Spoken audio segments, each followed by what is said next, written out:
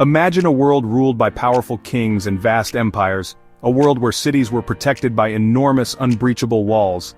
This was the world over 2,000 years ago. Into this world, a young prince was born in a kingdom called Macedonia. His name was Alexander. He had a fire in his eyes and a dream in his heart. Alexander wanted to conquer the entire known world. He believed it was his destiny to unite different lands and peoples. This wasn't just a fantasy, it was a plan he would dedicate his life to. His ambition was legendary, driving him to the edges of the map. Alexander was a student of the great philosopher Aristotle. He learned about science, politics, the art of war. He was a natural leader, brave, charismatic, incredibly smart on the battlefield. People were drawn to him. His soldiers would follow him anywhere. Some whispered he was the son of a god. From a young age, he prepared for greatness. He trained his body and mind. He knew he needed more than courage to conquer empires. He needed a new way of fighting, a new kind of army the world had never seen. This story is how he did it. It is the story of innovation and military genius. He didn't just march across the land, he faced cities that had stood for centuries. Cities protected by walls that seemed to touch the sky, fortresses like Tyre, Gaza. To break them, he needed more than swords, spears. He needed machines, engines of war that could smash stone, tear down gates, strike fear into enemies. These machines were the key to his success. His legend is filled with epic battles, brilliant tactics, the loyalty of his men. But behind that is another tale.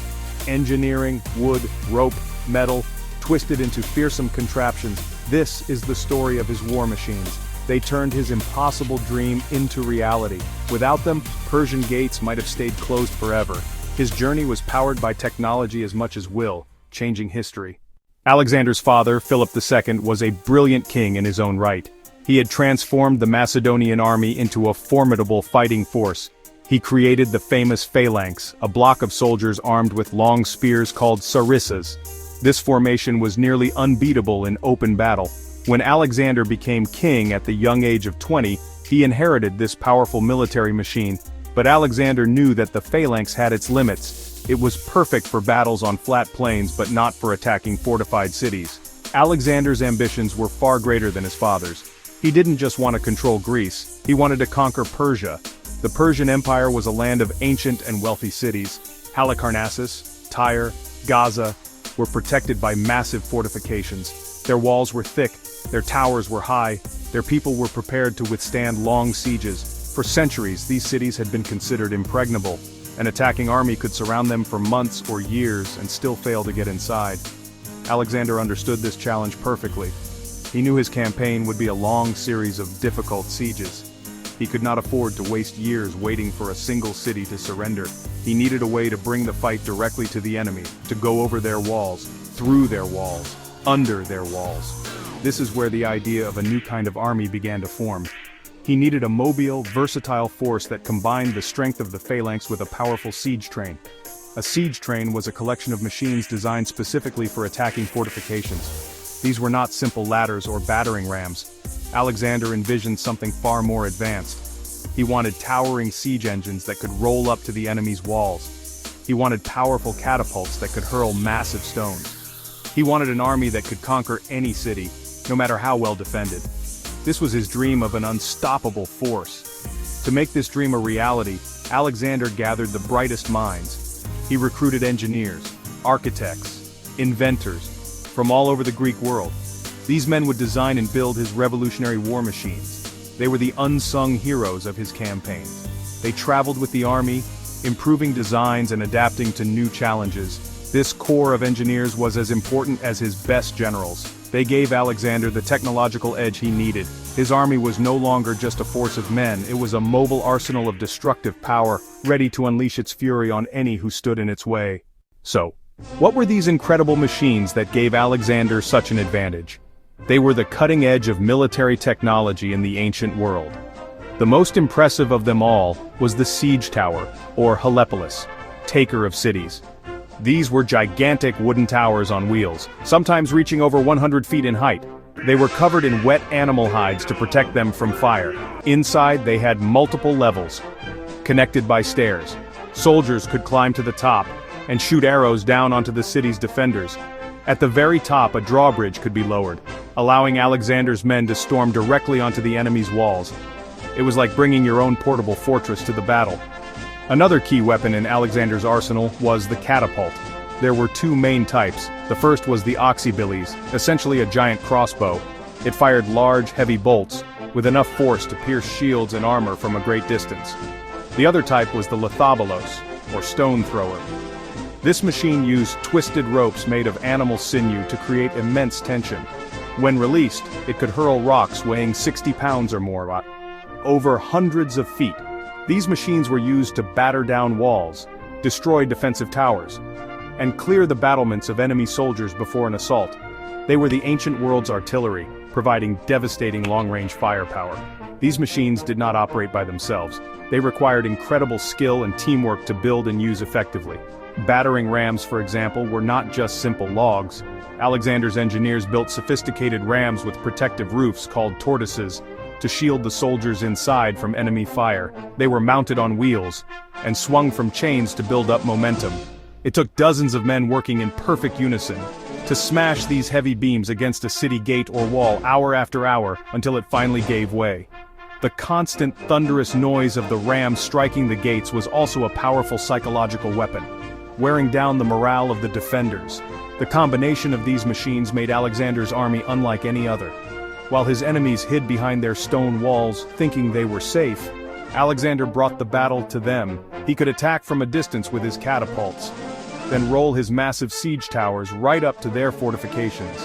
His engineers could build causeways to cross water, or dig tunnels to undermine walls. He had an answer for every defensive strategy. This technological superiority was the secret to his power.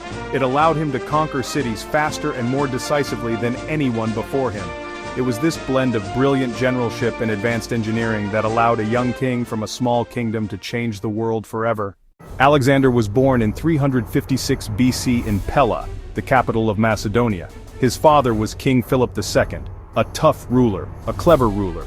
His mother was Olympias, a princess from Epirus. She was passionate. She was mysterious. She told him he was descended from heroes like Achilles. From his very first day he was surrounded by power, ambition, a sense of destiny. He was not a quiet child, full of energy, competitive, eager to prove himself. Stories show a boy already thinking like a king. He was quick to learn, fearless, had a natural charm that drew people to him. One famous story involves a horse. A magnificent black stallion named Bucephalus was brought to King Philip. The horse was wild and untamable. None of Philip's best trainers could get near it. It reared and kicked, throwing off anyone who tried to ride it. Philip was about to send the horse away. A young Alexander, maybe 12, spoke up. He said he could tame the beast. He had noticed something everyone else missed. The horse was afraid of its own shadow. Alexander turned Bucephalus to face the sun, so its shadow was behind it. He spoke gently to the horse, mounted it, rode it easily. Philip was stunned and overjoyed. Philip said, "My son, you must find a kingdom big enough for your ambitions. Macedonia is too small for you." This moment signaled what was to come. It showed Alexander's sharp mind, ability to see solutions where others saw problems. He did not use brute force, he used observation and intelligence.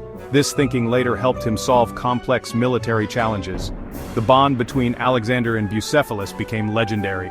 The stallion would carry him into battle across Asia, becoming a symbol of his master's unstoppable spirit and conquering will. Growing up in the Macedonian court was a tough education. It was a world of politics, plots, constant warfare. Alexander saw his father lead his armies, transform Macedonia into the dominant power in Greece. He learned military strategy not just from books, but from watching his father in action. He accompanied Philip on campaigns from a young age, getting a first-hand look at the life of a soldier and a commander. This upbringing hardened him. It taught him that power was something you had to take and hold on to. It prepared him for a life of conflict and conquest, forging the boy into the man who would one day command the greatest army on earth. King Philip wanted the best education for his son. He knew that a great ruler needed more than just skill with a sword. He needed a brilliant mind. When Alexander was 13, Philip hired Aristotle as his tutor. For 3 years, Aristotle taught at a peaceful temple away from the court. He opened Alexander's mind to a universe of knowledge, philosophy, ethics, politics, biology, medicine. This was an education fit for a future king. Aristotle's lessons had a profound impact on Alexander. He developed a lifelong love of learning and deep curiosity. He was especially fascinated by the stories of the Trojan War, written by the poet Homer. He kept the Iliad with him on all his campaigns. He dreamed of being a hero like Achilles. Aristotle encouraged this, teaching that greatness came from pursuing arete. But Aristotle also taught practical skills, how to think logically, how to analyze problems, how to understand different cultures. These skills would help him rule a vast, diverse empire. While Aristotle taught thinking, his father taught him how to fight. Philip made Alexander's military training as rigorous as his studies. He learned to ride, he learned to hunt, he trained to fight with a spear, he trained to fight with a sword. He was trained to lead the Macedonian phalanx, the era's most effective infantry formation. At just 16, Alexander was left in charge of Macedonia while his father was away on campaign. When a Thracian tribe rebelled, Alexander didn't wait for his father's return. He raised an army, he marched against them, he crushed the revolt. He founded a new city there, Alexandropolis. 2 years later at 18, Alexander faced his first major test in battle. At the Battle of Chaeronea in 338 BC, the Macedonian army fought a combined force of Greek city-states, Athens, Thebes. Philip gave his teenage son command of the cavalry on the left wing. It was a huge responsibility. During a critical moment, Alexander saw an opening. He led a decisive charge that shattered the enemy lines, securing a massive victory for Macedonia.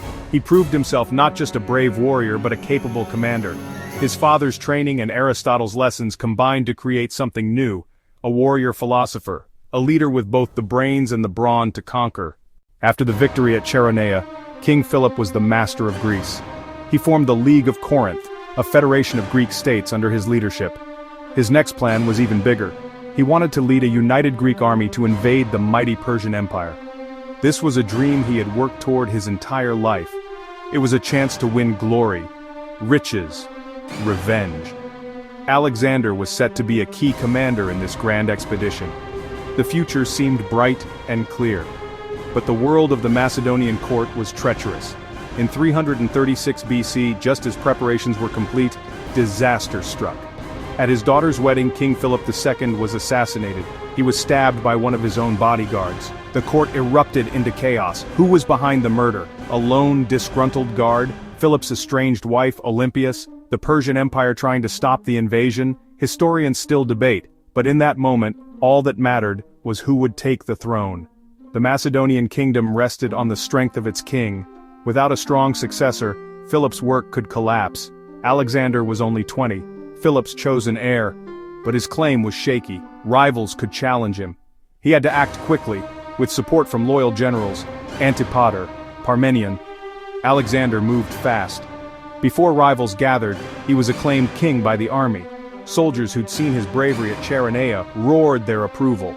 For the Macedonian army, leadership in battle chose the king. They'd seen Alexander's promise. With the army's backing, Alexander eliminated threats. He executed rivals and their supporters. Brutal, but in that world, necessary. He proved he could be as ruthless as his father. The boy who tamed a horse and studied with Aristotle was now a king, forged in blood and betrayal. The dream to conquer Persia lived on. It now rested on his young shoulders. Alexander inherited a kingdom, an army, and a war. With Alexander on the throne, many of the Greek states Philip had conquered saw an opportunity. They thought a 20-year-old king would be weak and inexperienced. They believed they could break free from Macedonian control. News of Philip's death sparked rebellions across Greece.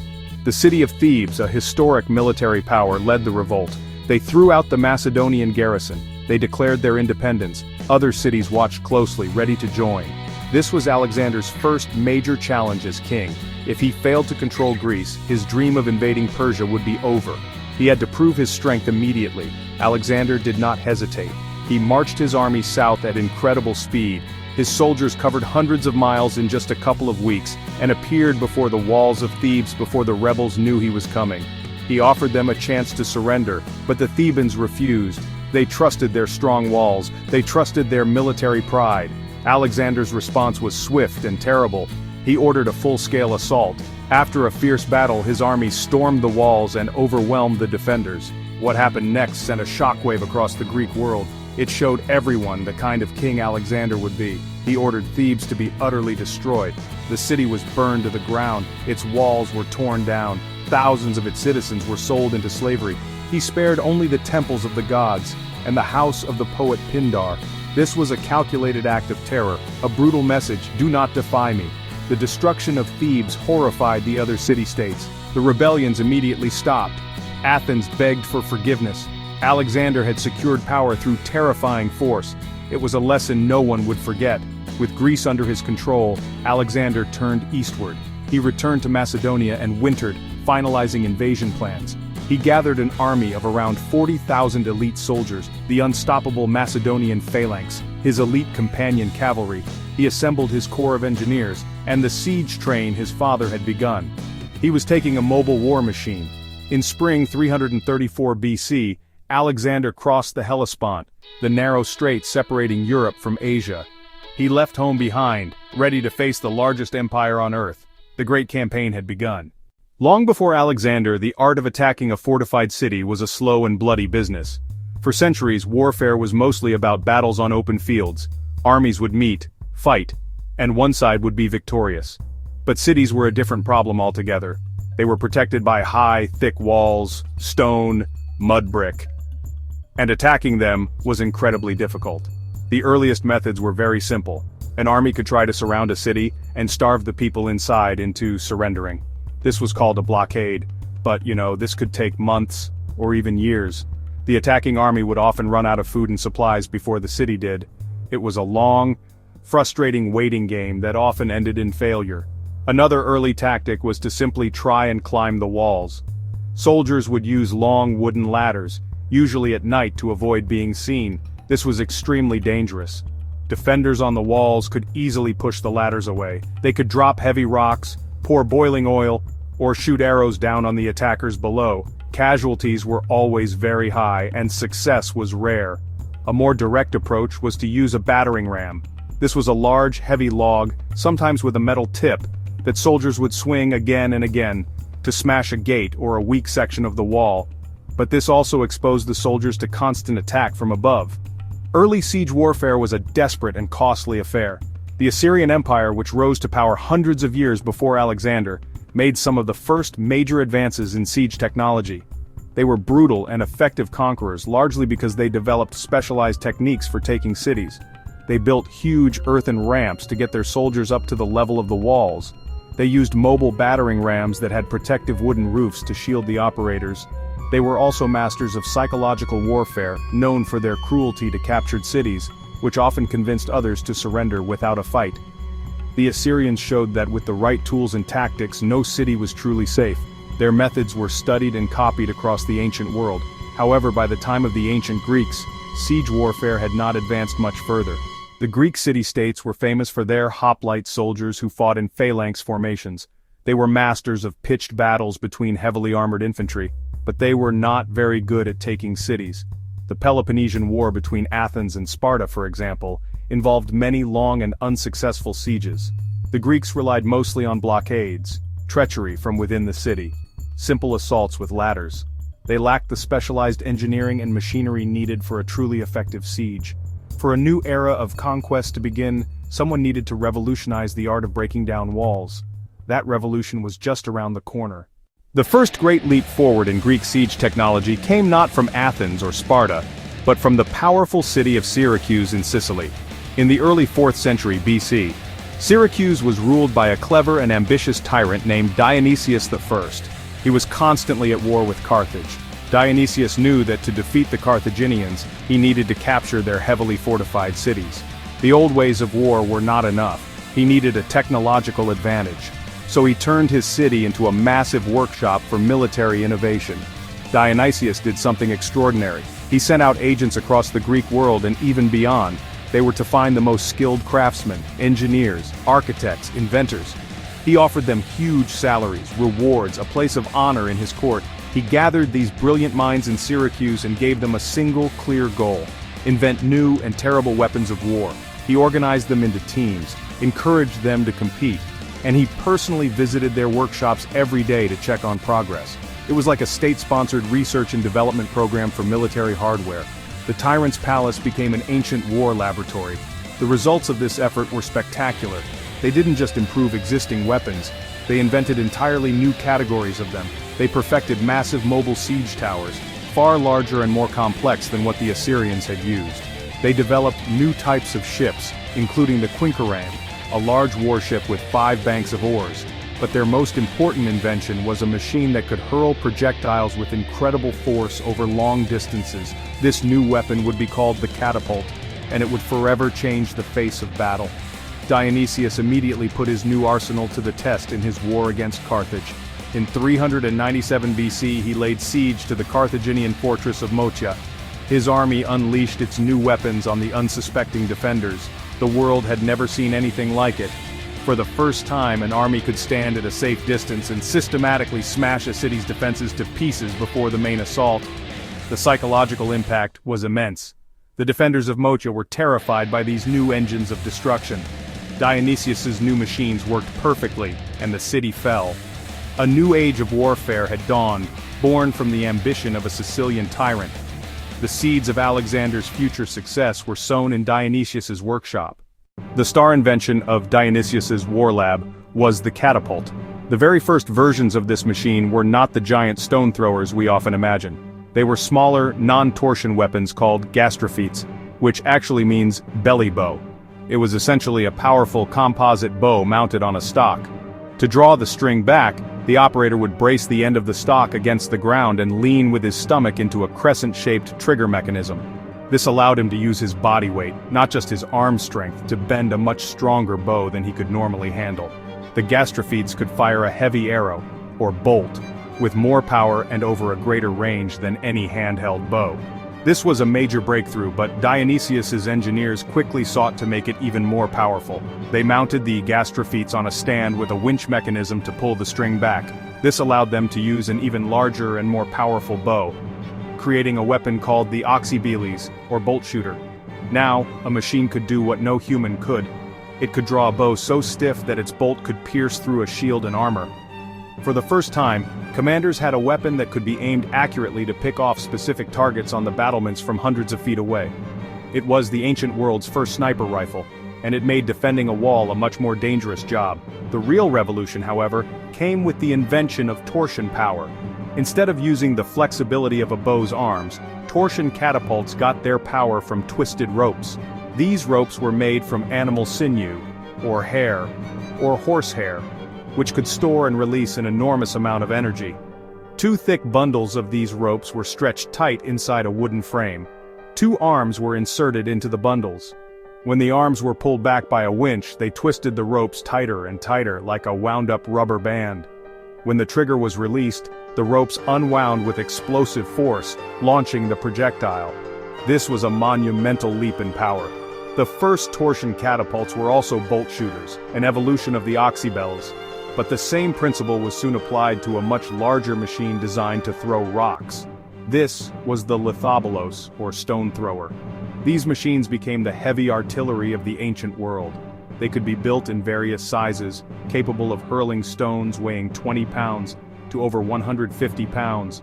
They could batter down the upper sections of walls, smash defensive towers, break up enemy formations. The invention of the torsion catapult was a pivotal moment in military history. It gave attackers a weapon that could systematically dismantle fortifications from a distance. The balance of power between the attacker and the defender had shifted forever. The brilliant inventions from Syracuse soon spread throughout the Greek world. Ambitious kings and generals everywhere wanted these new weapons for their armies. One of the men who paid closest attention was King Philip II of Macedonia. Philip was a military genius who was determined to make his kingdom the supreme power in Greece. He understood that the future of warfare was not just about having brave soldiers, it was about having the best technology. He saw the potential of the new siege artillery, and decided to make it a central part of his new professional Macedonian army. He was the one who took the catapult from a specialist weapon to a standard piece of military equipment. Philip did not just buy or copy catapults, he invested heavily in improving them. Just as Dionysius had done, Philip recruited the best engineers and weaponsmiths he could find. One of the most famous was an engineer named Polyidus of Thessaly, who became Philip's chief of artillery. Under Philip's patronage, these engineers refined the designs of the catapults, making them more powerful, more accurate, and more reliable. They experimented with different materials for the torsion springs, and different mechanical systems for aiming and firing. Philip created a permanent professional corps of engineers and artillerymen who traveled with his army everywhere it went. This was a radical change. Before Philip, siege engines were usually built on site for a specific siege. An army would arrive at a city, cut down local timber, and then build the machines they needed. This was slow and inefficient. Philip, however, created a siege train. His army marched with prefabricated parts for the catapults and other machines. His engineers and artillerymen were highly trained specialists who knew how to assemble, maintain, and operate these complex weapons in the field. This meant that Philip's army could arrive at a city and have its powerful artillery battery set up and ready to fire in a fraction of the time it took his enemies. Philip used his new artillery with devastating effect in his campaigns to conquer Greece and the surrounding regions. In 340 BC, at the siege of Perinthus, a well-defended city on the coast, he deployed his war machines on an unprecedented scale. He brought massive siege towers, battering rams, and a huge battery of catapults. His stone throwers battered the city's towers and walls day and night, while his bolt shooters cleared the battlements of defenders. Although the siege was ultimately unsuccessful due to outside intervention, it was a terrifying demonstration of Philip's new way of war. He had turned the Macedonian army into a combined arms force, blending heavy infantry, cavalry, and now powerful artillery.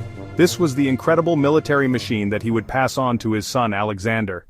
When Alexander the Great inherited his father's army, he inherited the most advanced military force on the planet. Philip had laid the foundation, a professional army, an integrated corps of engineers, an established artillery train. But Alexander, with his boundless ambition and genius for innovation, would take it to a whole new level. He understood that to conquer the vast Persian Empire, with its countless fortified cities, he would need an even greater and more versatile arsenal. He expanded his father's engineering corps. He placed it under the command of Diades of Pella. Diades and his team were the masterminds behind Alexander's siege operations. Alexander's siege train was not just machines, it was a mobile system of conquest. The army carried everything it needed: skilled woodworkers, metal workers, rope makers, wagons loaded with prefabricated parts, crates of tools, vast quantities of bolts and stones for the catapults. When supplies ran low, soldiers gathered more. This logistical preparation was key. It meant Alexander was never caught unprepared. No matter how remote or well-defended a city was, his engineers could get to work immediately. They could build whatever was needed to bring walls crashing down. This gave Alexander a tremendous advantage in speed and momentum. Under Alexander, machines became bigger, more powerful, more specialized. Diades perfected portable, prefabricated siege towers. He developed the tortoise, a heavily armored shelter for troops. He developed the borer, a machine to drill through stone or brick. The catapults continued to evolve. Engineers calculated trajectories and concentrated fire on weak points. They used artillery for battering and for covering fire during assaults. Advanced tech, skilled specialists, and brilliant leadership made the army unstoppable. He treated every siege as a unique engineering problem with a toolbox of solutions. He could build moles across the sea to reach an island fortress like Tyre. He could build ramps to match the height of a citadel, as at Gaza. He could use catapults to clear walls or smash them down. For Persian kings and governors, Alexander's siege train was a vision of doom. They faced not just an army, but a relentless, technologically superior force, led by a king who believed nothing was impossible. After crossing into Asia, winning his first major battle at the Granicus River, Alexander marched his army south along the coast. His strategy was to capture the coastal cities to neutralize the powerful Persian navy. One of the greatest challenges he faced was the city of Halicarnassus. This was no ordinary city. It was the capital of Korea. It was a powerful Persian province. It was defended by a massive wall, a deep moat, a formidable army of Greek mercenaries, led by a brilliant general named Memnon of Rhodes. Memnon was the Persians' best commander, and he was determined to stop Alexander here.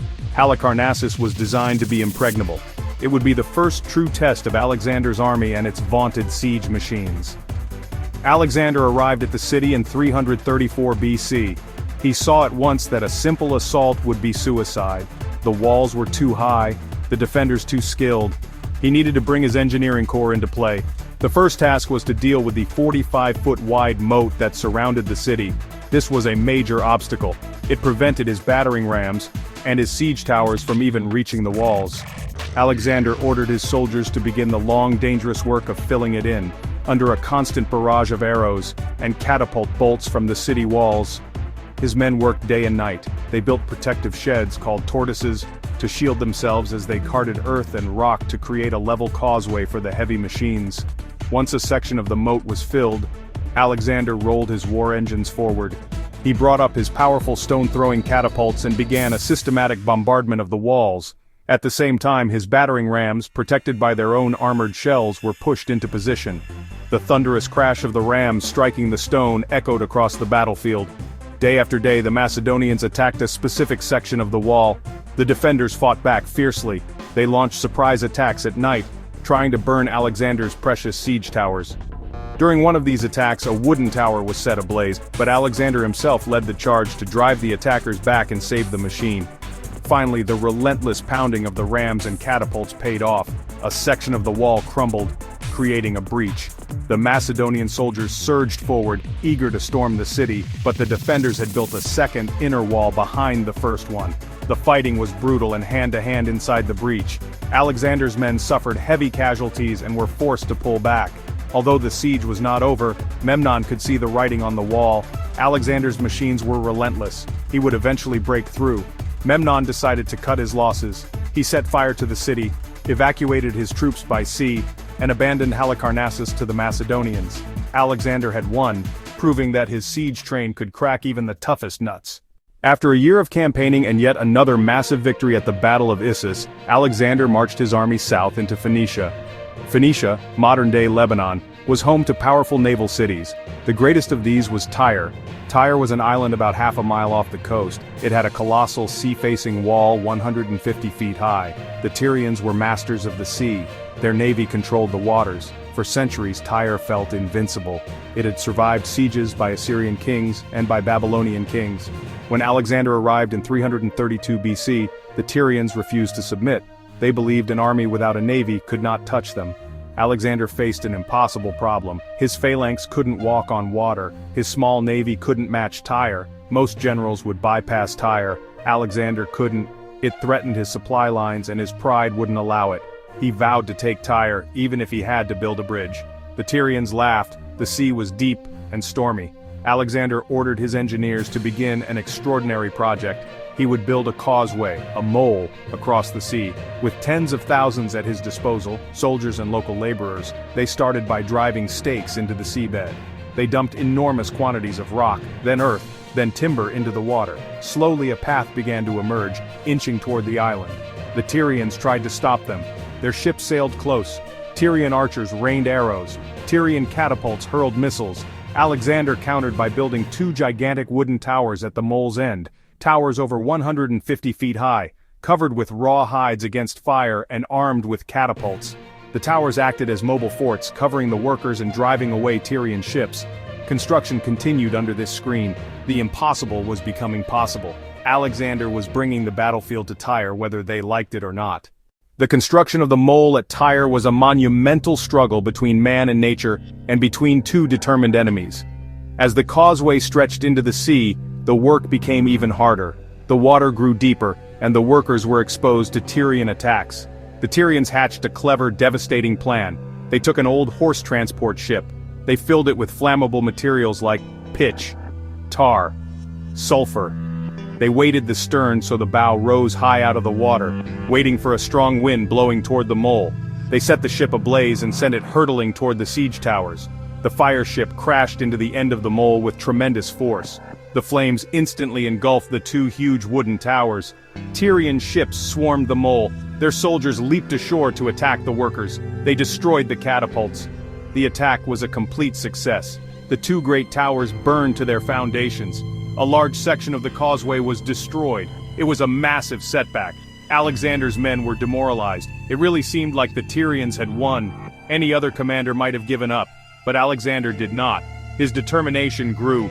He ordered the mole rebuilt, wider and stronger, but the mole alone wasn't enough. He needed the sea. He traveled to other Phoenician cities. Using diplomacy and threats, he assembled a massive fleet. Ships came from Sidon, Byblos, Cyprus. He returned at the head of over 200 warships. He blockaded the island, trapping their fleet in the harbors. Now his workers could complete the mole in relative safety. After 7 months, the causeway reached the walls of Tyre. It stretched over half a mile. and was wide enough for several siege engines side by side. Alexander had done what no one thought possible. He had connected the island to the mainland. He had turned an island fortress into a land-based fortress. Now his real work could begin. The assembled siege train, massive engines, battering engines and towers ready. The full, terrifying power of his siege train was about to be unleashed. With the mole complete, Alexander could finally bring his war machines to bear on Tyre's mighty walls. He ordered his engineers to construct the largest siege towers his army had ever built. These were true takers of cities, towering over 160 feet high. They were filled with soldiers and armed with catapults on multiple levels. These giant engines were slowly rolled down the mole into position against the city walls. At the same time, other siege engines were mounted onto ships, battering rams, catapults, placed on pairs of warships lashed together for stability. Alexander now had the ability to attack the city from all sides, from his new land bridge, and from the sea. The final assault began with a deafening roar. From the mole, the giant siege towers began their attack, their catapults clearing the battlements of defenders. From the sea, ship-mounted rams began to pound the most vulnerable sections of the wall. The Tyrians fought back with incredible courage. They dropped huge rocks on the ships, trying to sink them. They used grappling hooks to grab the battering rams. They poured hot sand down on the attackers, which got inside their armor and caused terrible burns. For days, the battle raged. Alexander's machines battered the walls, and the Tyrians desperately repaired the damage and beat back the assaults. Alexander personally directed the attack, sailing on his command ship to identify the weakest point. His ship-mounted stone throwers focused their fire on one section of the southern wall. Day after day, they hammered the same spot. Finally, the constant pounding created a significant breach. This was the moment Alexander had been waiting for. He gathered his best troops, the elite hypaspists, and prepared to lead the assault himself. He moved his ships, carrying soldiers and boarding bridges, toward the newly created gap in the wall. The final, bloody conclusion to the 7-month siege was at hand. Alexander was one of the first to leap onto the walls, fighting alongside his men as they poured through the breach. Alexander the Great, clad in armor, leading his soldiers across a boarding bridge from a ship onto the breached walls of Tyre. At the same time, other parts of his army broke through the harbors and attacked from the mole. The city was overwhelmed from multiple directions. The fighting in the streets was savage. The Tyrians, knowing they would receive no mercy after their long and defiant resistance, fought to the last man. The Macedonian victory was total and brutal. Thousands of Tyrians were killed in the fighting, and a further 30,000 were sold into slavery. Alexander had conquered the unconquerable city. The siege of Tyre became a legend, a testament to his unbreakable will and the incredible power of his war machines. After the epic conquest of Tyre, Alexander continued his march south towards Egypt. His next major obstacle was the city of Gaza. Like Tyre, Gaza was a formidable fortress. It was located on a high hill, or tell, rising more than 250 feet above the plain. The city was surrounded by strong walls and defended by a garrison of Arab mercenaries under a determined commander named Batice. Batice had watched Alexander's struggle at Tyre and believed his position was even stronger. The high, steep mound would make it impossible for Alexander to bring his siege engines up. He had stocked the city with enough food and water to withstand a very long siege. He was confident he could hold out. When Alexander arrived, he surveyed the situation. His engineers agreed with Batice. The mound was too high and the ground too sandy and soft to build a stable platform for heavy siege towers. Any normal general would have settled in for a long blockade, starving the city out, but Alexander was never a normal general. He refused to accept that the city was unassailable. He had built a road across the sea to get to Tyre. He would build a mountain to get to Gaza. He gave his engineers an astonishing order: build a mound of earth around the entire city, raising the level of the ground until it was high enough to roll the siege towers into place. The work began immediately. Tens of thousands of soldiers and laborers started building a colossal earthwork ramp, a project on a scale similar to the mole at Tyre. As the mound grew higher, the defenders of Gaza fought back fiercely. They launched sorties from the city gates, attacking the workers and trying to destroy their construction efforts. During one of these attacks, Alexander, who always fought at the front, was seriously wounded. A catapult bolt fired from the city wall pierced his shield and his shoulder armor, lodging deep in his chest. He was carried from the field, and for a time, it was feared he would die. But he survived, and his anger and determination to take the city only grew. While Alexander recovered, the great siege towers he had used at Tyre, which had been dismantled and brought with the army, were reassembled. At the same time, his engineers began another tactic. They started digging tunnels, or mines, under the city walls. The sandy soil that made it hard to build the mound also made it easy to dig. They dug several tunnels, propping them up with wooden beams. Once the ramps were complete and the mines were in place, Alexander ordered the final assault. The wooden supports in the tunnels were set on fire, causing huge sections of the wall to collapse. Simultaneously, the massive siege towers rolled forward up the ramps and began their attack. After several bloody assaults, Alexander's men poured through the breaches and took the city. The Rock of Gaza had fallen. Behind every great conqueror is a team of brilliant minds, and Alexander was no exception. While he planned the battles, the how was left to his corps of engineers. They turned audacious plans into practical reality. Not just builders, the leading scientists and architects of their day. Alexander recruited the best from across the Greek world, forming a permanent engineering corps that traveled with his army. This group was as crucial as his elite cavalry, as crucial as his steadfast phalanx infantry. The leader was Diades of Pella, Alexander's chief engineer and master of siegecraft. Diades perfected portable siege towers, dismantled for transport, reassembled quickly on the battlefield. Diades refined battering rams. He created tortoise shelters. He developed wall-boring drills. They treated each fortified city as a custom puzzle. More than designers, project managers on a colossal scale. For the mole at Tyre, they planned construction, calculated materials, supervised tens of thousands of laborers. They understood geology. They applied physics. They used geometry to get ramps and towers right. They adapted under enemy attack and natural obstacles. Their work required practical mathematics and the physical sciences, all under the pressure of active warfare. Alexander trusted them. He gave impossible challenges. They delivered solutions. That synergy was central to his success. Alexander embraced new technology and weaponized intellect. Diades and his masterminds built machines that smashed empires, the true artists of destruction. The brilliant designs of the engineers would have been useless without the skilled soldiers who operated the machines. These were the artillerymen of the ancient world, a specialized and highly trained branch of the Macedonian army. Operating a torsion catapult was not a simple task. It required a team of men working in perfect coordination. They had to load the heavy stone or bolt, use a large winch to pull back the arms and twist the sinew ropes to the correct tension, and then aim the machine. Aiming was a science in itself, requiring the crew chief to judge distance and wind, and to adjust the machine's elevation to hit a specific target hundreds of yards away. These artillery crews were true professionals. They underwent extensive training to learn the mechanics of their weapons, and to work together as a seamless unit. During a siege, they would work for hours on end, often under a hail of enemy fire. Their job was to systematically dismantle the enemy's defenses before the infantry assault began. They would concentrate their fire, with multiple catapults shooting at the same spot on a wall, to create a breach. Or they would use the smaller bolt shooters to pick off enemy soldiers on the battlements, clearing the way for the siege towers and ladders. Their precision and relentless firepower were both physically and psychologically devastating to the defenders. Life for the men who operated the battering rams was just as dangerous, if not more so. These soldiers worked inside armored shelters called tortoises, pushing the heavy ram forward and swinging it against the walls or gates. The noise inside these shelters would have been deafening, a constant bone-jarring crash. They were a prime target for the defenders, who would drop rocks, pour boiling oil, and shoot fire arrows to try and stop them.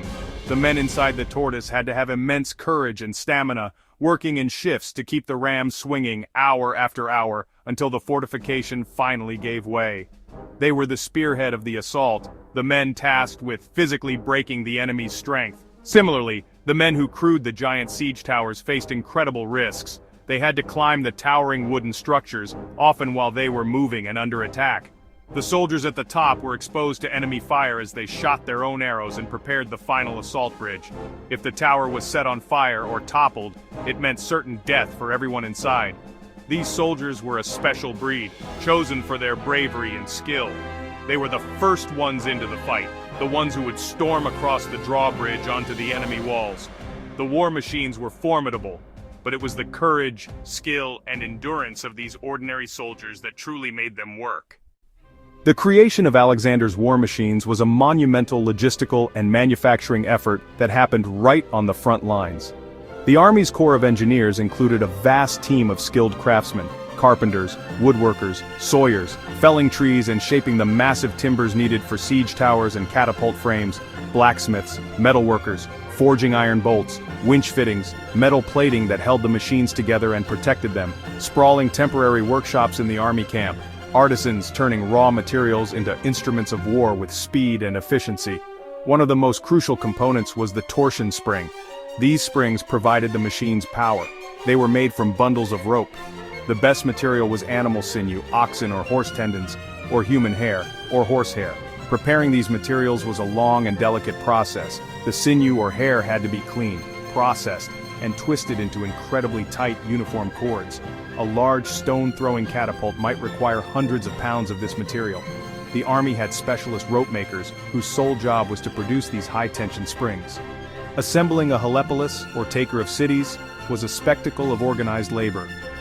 Hundreds of soldiers, directed by engineers and craftsmen, would hoist the massive wooden beams into place.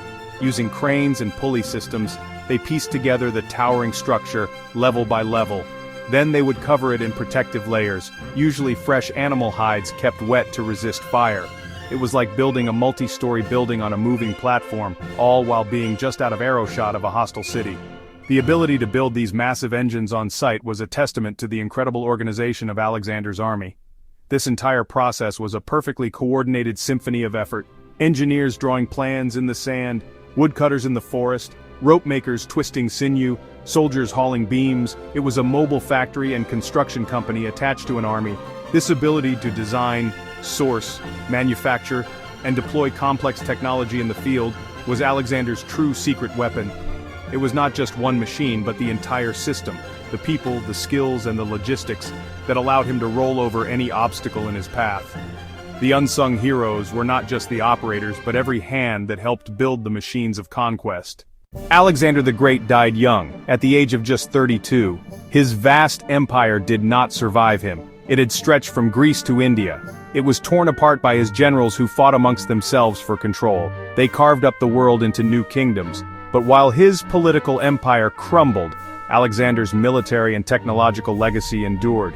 The war machines he had perfected and the siege techniques he pioneered spread throughout the ancient world. His generals, the Diadochi or successors, were experts in his way of war. They built engineering corps and pushed for ever bigger siege engines, fighting each other across the Hellenistic kingdoms.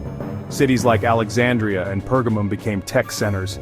Engineers such as Demetrius Poliorcetes, the besieger of cities, built monstrous machines. He constructed a helepolis for Rhodes, a taker of cities said to be 9 stories high, needing over 3,000 men to operate. Catapult designs, bolt shooters, and stone throwers were constantly refined. The science of artillery, learned on the battlefield, was written about in Alexandria and Pergamum. The knowledge of how to break cities was unleashed. It couldn't be put back in the box. That knowledge passed to Rome. As Rome expanded, they met the Hellenistic kingdoms and their siege tech. Romans' brilliant engineers adopted and improved these designs. They standardized Greek catapults, mass-producing them for their legions. Roman armies made artillery standard, onagers, torsion stone throwers, and ballistae, large bolt shooters. The echo of Alexander's catapults rings through ancient history, and beyond. Torsion artillery dominated siege warfare for over 1,000 years, until gunpowder and cannons appeared in the late Middle Ages. The idea of a professional military engineering corps traces back to teams led by men like Diades. Alexander fused engineering and strategy into an unstoppable force. He proved technological superiority mattered as much as courage or numbers, a lesson that remains true. Why does the story of Alexander the Great still capture our imagination after more than 2,000 years? It is more than just a tale of epic battles and a vast empire.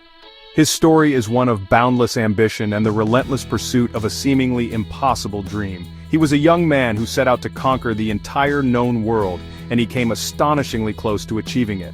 His journey pushes the limits of what we think is possible for a single human life to accomplish. He was a complex figure, a brilliant general, a student of philosophy, a ruthless conqueror, a visionary who dreamed of uniting different cultures. This complexity makes him endlessly fascinating. His war machines are a crucial part of this legend. They are a symbol of his genius and his refusal to accept limitations. When faced with an island fortress like Tyre, he built a road across the sea. When faced with a city on a high hill like Gaza, he built his own mountain. The siege towers and catapults were the physical embodiment of his will. They show us a leader who did not just rely on brute force but on intelligence, innovation, and problem-solving. It's a powerful reminder that the greatest obstacles can often be overcome not by hitting them harder, but by thinking differently. This aspect of his story inspires innovators, engineers, and leaders to this day. The tales of his sieges are also incredibly dramatic. They are stories of human ingenuity and incredible perseverance against overwhelming odds. The 7-month struggle for Tyre is a perfect example.